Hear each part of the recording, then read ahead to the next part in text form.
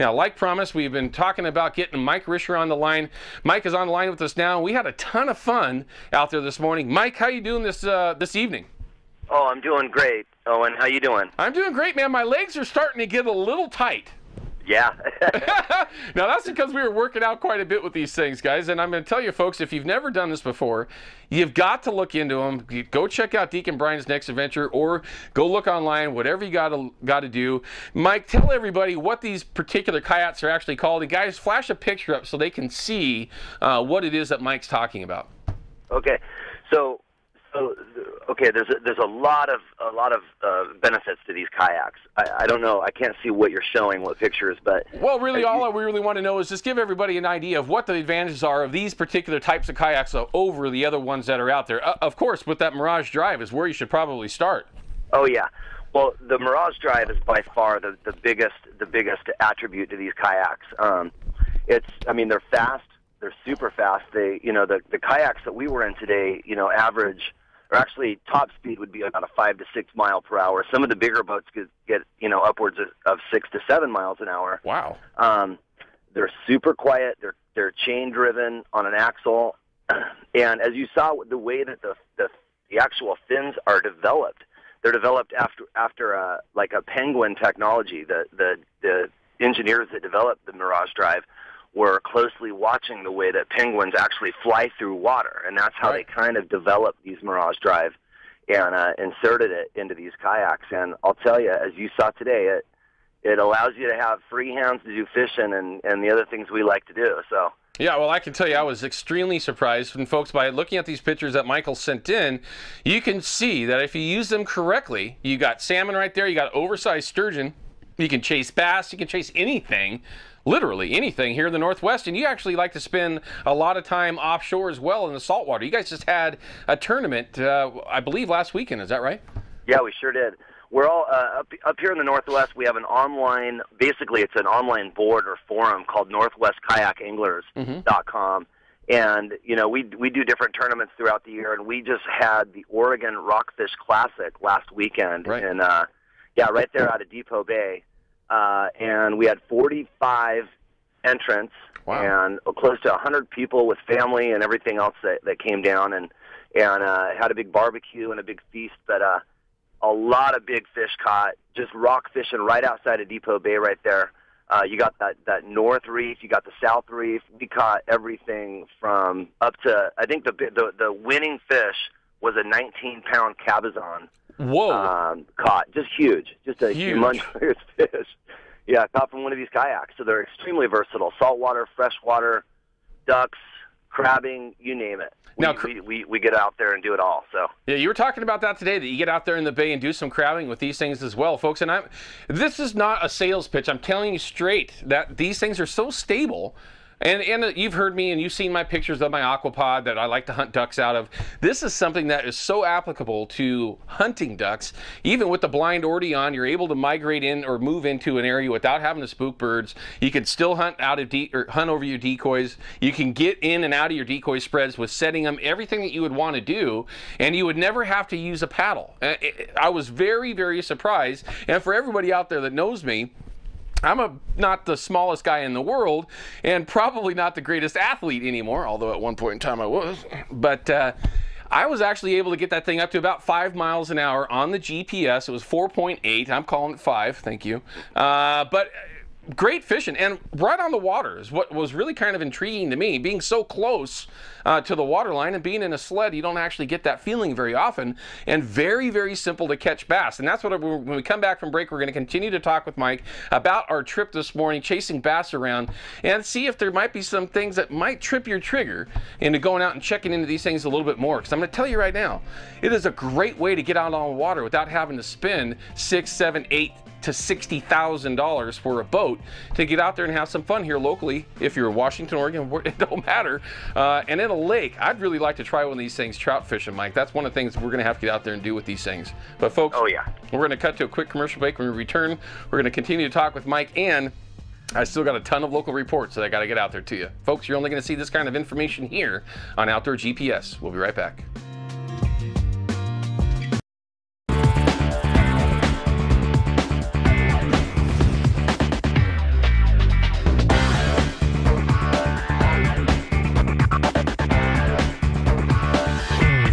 Welcome, everyone. I'm Owen Hayes, and yep, you're watching Outdoor GPS only here on Comcast Sportsnet. It makes me laugh when I do that. It's amazing when you do live TV. Sometimes your head just does stuff that it's not supposed to. But right now we've got Mike Rischer on the line talking about a little adventure we had this morning out there on the water with Deacon Brian's Next Adventure. Now, you're actually sponsored by Deacon Brian's Next Adventure for these kayak angling, aren't you? I am, actually. There's actually now 3 of us on the team, and we compete, we fish here locally, and just kind of spread the word of these Hobies and kind of what they can do. So, yeah. They're very cool, folks. And again, I know I've mentioned this already, but guys, go to the next picture where you're going to see him holding up. No, not that one. That's not a dinosaur. That's a smallmouth. My guys aren't the best with some of these oversized sturgeon questions. But guys, you can actually see in one of these pictures, he's got an oversized sturgeon. Did you get a chance to tape that one out? 6 feet, 7 feet? What was it? We estimated basically just by getting it next to my kayak that it was about 60% the length of my kayak to about the fork of the tail. So that kayak is basically 12 feet 1 inches. So we kind of went with about 6.5, 7 feet on that. As you can see, I was reaching down and just basically trying to pull the thing up for the shot. I wanted to keep it as much in the water as possible and do what I was supposed to do. But yeah, I got that quick shot, and it's just one of the many ways to catch fish on all our rivers here. Is just another great fishing platform. So yeah, no question. Name it. Yeah, there's no question of that. Now, tell everybody, give them an idea how you actually caught that fish. Were you on the anchor, or were you just kind of holding yourself in one spot? How did you actually target that sturgeon? Actually, well, with Hobies, there's a ton of accessories you can get for these Hobies. I mean, everything from a sail kit to stakeout poles to anchors. And the anchor that they originally came with was kind of a claw anchor, but we've kind of modified that anchor into a longer, about 300-foot rope that we've put onto basically extension cord winders that you'd get at like Home Depot or something like that. Yep. And then off the bottom of that, we're running just like mushroom weights or 8 to 12-pound mushroom, just black plastic-coated mushroom weights or something like that. Sure. Getting into the spot where there's enough channel, and then basically with the anchor trolleys, we can actually face ourselves downstream in the kayak. So the second that we're hooked into a sturgeon, we can release ourselves from this anchor system. So it's kind of nice. It's all hooked up to a buoy system on top, and we basically leave it behind, go chase the sturgeon down. Like the sturgeon that you're talking about in that picture, that took me downstream, I think, just over a half mile and about 45 minutes to finally get the thing over to the bank where I could safely release it. Well, I got to tell you, which is definitely what you need to do with an oversized. We talked about this the last couple of days too, folks, but very versatile. When you can actually sit in a kayak and hook an oversized sturgeon, and in a boat that's that stable, you can actually get away with it. And I know that I've referred to it already, but it is very, very stable. Something that, and Mike actually has children, I do not, but he has a 9-year-old son that he's very comfortable with being out in the water, and I would too. I mean, they're just not going over. They're very, very comfortable. And definitely, folks, I know that we're talking a little bit about this. They are one of our sponsors here at Outdoor GPS for a reason, by the way. But this is a very viable option to getting out there, enjoying the weather, enjoying the outdoors, getting out with the family on lakes, trolling. Elaborate a little bit on the trolling, because I love to troll. Like everybody out there knows, fishing trout, salmon, steelhead, whatever it might be, trolling is a technique that is used constantly. But this is also a very, very simple platform to troll with, right? Oh, absolutely. We control basically, believe it or not, we can actually install downriggers on these. We've got some guys on our board, Northwest Kayak Anglers online, that are fishing Puget Sound, and they're fishing downriggers. No kidding. Into 60, 70 feet. Guys off the coast here in Oregon in the summer before the coho enter the rivers, they're out there. We're catching them out there with downriggers or not. I mean, just cannonballs. Right.